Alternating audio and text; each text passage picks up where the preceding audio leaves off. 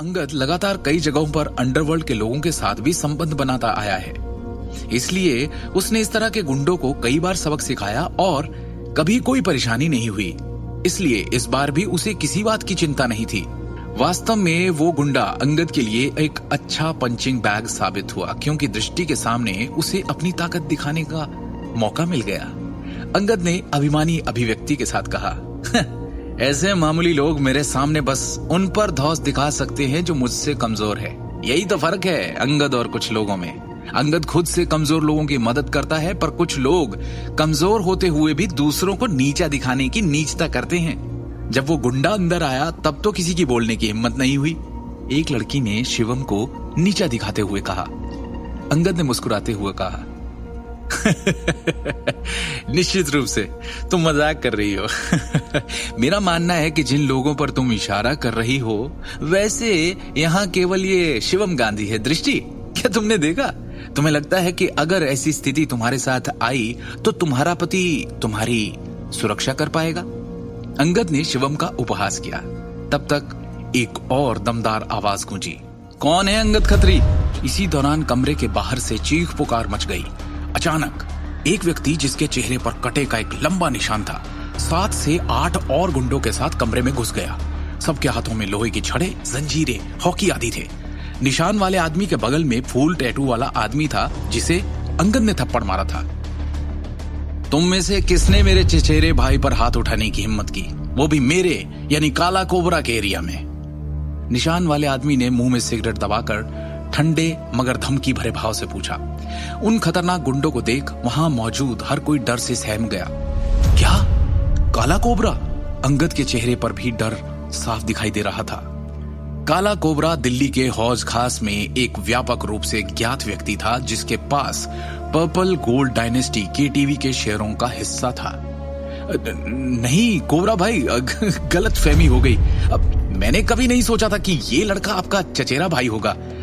अंगद ने घबराहट में कहा, मैं धीरज खत्री का बेटा अंगद खत्री हूँ। अरे मेरा परिवार ग्लोबल कंस्ट्रक्शन कंपनी का मालिक है, धीरज खत्री। काला कोबरा की भौहें चढ़ गई। उसने अपने बगल में खड़े एक गुंडे से पूछा, नाम सुना हुआ सा लगता है। ओए बब्बन, क्या वो छोटा मालिक है जिसने कल रात मेरे साथ खाना खाया था? हाँ कोबरा भाई, वही आदमी तो है धीरज खत्री। तो मेरे डैड की खातिर माफ कर दो ना। चलो इस मामले को भूल जाते हैं। मैं बाद में आपके लिए कुछ महंगी शराब भी लाऊंगा। अंगद ने ये महसूस करने के बाद कहा कि उनके पिता का काला कोबरा के साथ किसी तरह का संबंध था। तेरे बाप की खातिर? काला कोबरा तिरस्कार में खिसिया गया। 2 मोटे आदमियों ने अचानक अंगद को मेज पर जोर से दबाया। वो लड़का जिसके हाथों पर फूल का टैटू था, जिसे अंगद ने थप्पड़ मारा था, उसका चेहरा गुस्से में लाल हो गया। उसने हाथ उठाया और लगातार बिना रुके अंगद के दोनों गालों पर थप्पड़ की बरसात कर दी।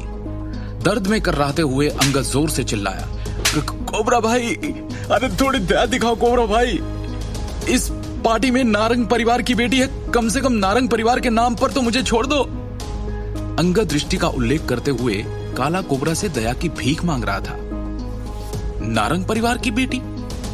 काला कोबरा ने भौहें चढ़ा दी और पहली बार अंगद से नजर हटाकर हॉल में मौजूद बाकी लोगों पर गड़ा दी।